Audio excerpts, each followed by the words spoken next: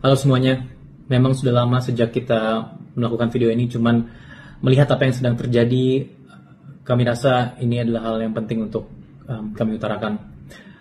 Kami hari ini pakai baju hitam karena kami semua sedang berduka, sedang bersedih tentang apa yang terjadi di negara Indonesia ini.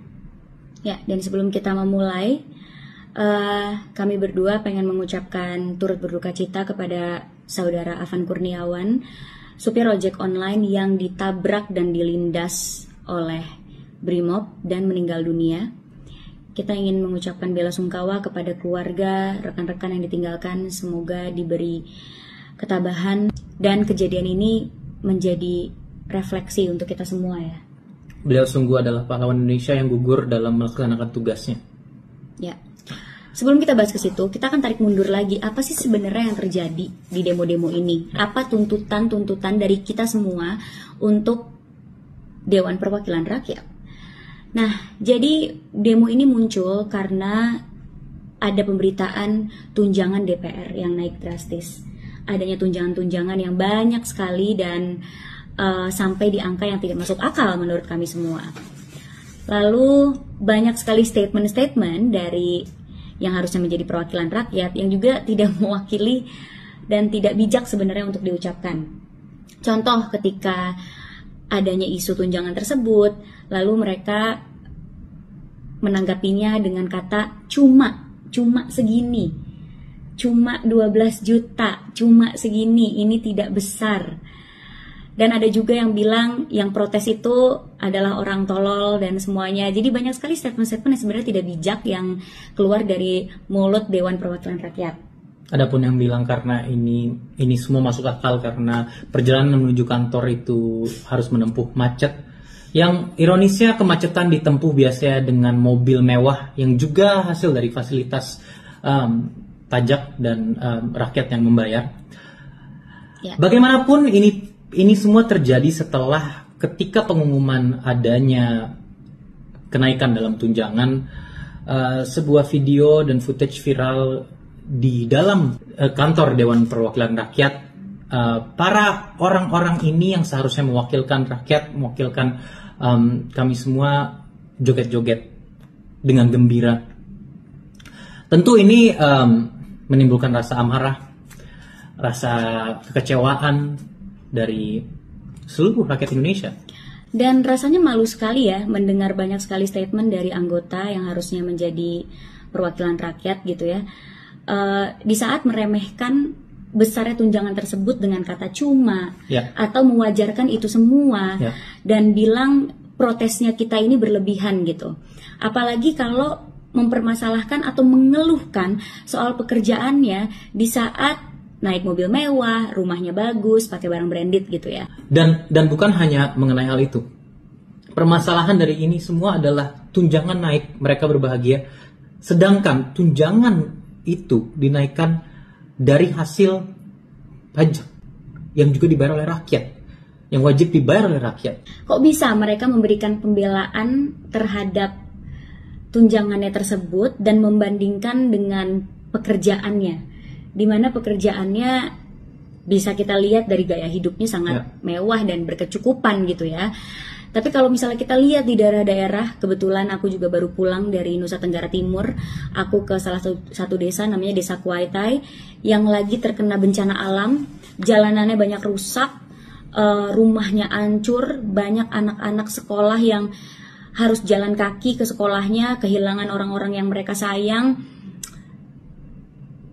Dan dengan fasilitas yang sangat minim tersebut, dengan keadaan yang sangat miris tersebut, guru-guru di sana tetap mengajar, anak-anak di sana tetap jalan ke sekolah, jalan kaki, menempuh perjalanan yang udah rusak, dan sebenarnya bahaya ya untuk anak-anak melewati jalan itu karena habis kena longsor, untuk menimba ilmu gitu, dan tetap melakukan pekerjaannya dengan senyum, nggak mengeluh, nggak teriak-teriak minta tunjangan yang besar, padahal jasanya sangat besar sebenarnya untuk bangsa ini. Jadi itu yang membuat aku sebenarnya marah banget ya pas ngelihat statement-statement, ya kan cuma segini, ya kan wajar aja tunjangan ini segini. Kayak aku melihatnya tuh kayak malu banget sebenarnya. Mari kita coba bedah alokasi dana dan tunjangan bagi orang-orang yang bekerja ini. Pertama, banyak diberitakan bahwa DPR itu tunjangan dinaikkan hingga 100 juta rupiah. Sedangkan banyak guru-guru di pelosok-pelosok dan daerah sana yang hanya dapat 300 ribu rupiah per bulan. Bahkan kurang. 100 juta bahkan lebih, 300 ribu bagi guru-guru bahkan kurang. Guru-guru, pekerjaan yang sangat mulia yang akan bertanggung jawab bagi generasi-generasi berikutnya, hanya diberi 300 ribu rupiah bahkan kurang per bulan. Bagaimana 300 ribu rupiah itu untuk mengejar 100 juta? Maka guru-guru ini harus bekerja keras, melewati jalan-jalanan yang rusak, bahkan kadang melewati kali, tidak dapat fasilitas mewah. Dalam sekolah yang infrastrukturnya pun juga sudah rusak. Harus bekerja 333 bulan setiap hari tanpa libur, 333 bulan atau setara 27,7 tahun atau 28 tahun. Jadi ya wajar saja sebenarnya kalau rakyat marah karena adanya ketidakadilan ini. Dan kita bayar pajak, itu adalah uang kita yang dipakai. Ya wajar aja kalau misalnya terjadi demo besar-besaran yang terjadi di tanggal 25 Agustus sampai hingga hari ini gitu. Lalu apa yang terjadi? Yang terjadi adalah sebuah institusi yang seharusnya melayani dan mengayomi para rakyat, melayani dan mengayomi kami semua, malah justru menindas, melempari gas air mata, memukuli, menyeret, menabrak orang-orang yang juga membayar dan menggaji mereka. Bagaimana ini? Ini dulu sempat 5 tahun lalu di tempat aku, Minnesota, itu terjadi police brutality 2020. Kasusnya mungkin Anda tahu mengenai George Floyd. Ketika seorang polisi, beberapa polisi bahkan, tapi seorang polisi menaruh lututnya di leher orang, dan ini masalah rasisme, police brutality, diskriminasi menjadi sangat luas sehingga ada riot. Ini terjadi, seluruh dunia tahu. Dan kurasa apa yang terjadi di Indonesia mungkin lebih parah daripada itu sekarang. Aku ada di saat itu terjadi di Minnesota, aku melihat itu semua. Tapi apa yang aku lihat sekarang, menurut aku jauh lebih menyedihkan dari apa yang terjadi sebelumnya. Ini sudah pengkhianatan menurut aku. Ya, dan malah sebenarnya ya, kasus saudara Afan Kurniawan adalah salah satu contoh dari ribuan kejadian yang udah terjadi bertahun-tahun ini atas ketidakadilan hukum dan penyalahgunaan kekuasaan. Ini bukan berita pertama, justru ini nggak tahu udah berita keberapa tentang masyarakat, rakyat sipil yang dipukuli, yang tidak diadili, dihukum. Dan itu termasuk hal-hal yang jarang diobrolin ya, soal mobil fasilitas rakyat yang dipakai menggunakan strobo dan pengawalan. Kurangnya transparansi dalam pelaksanaan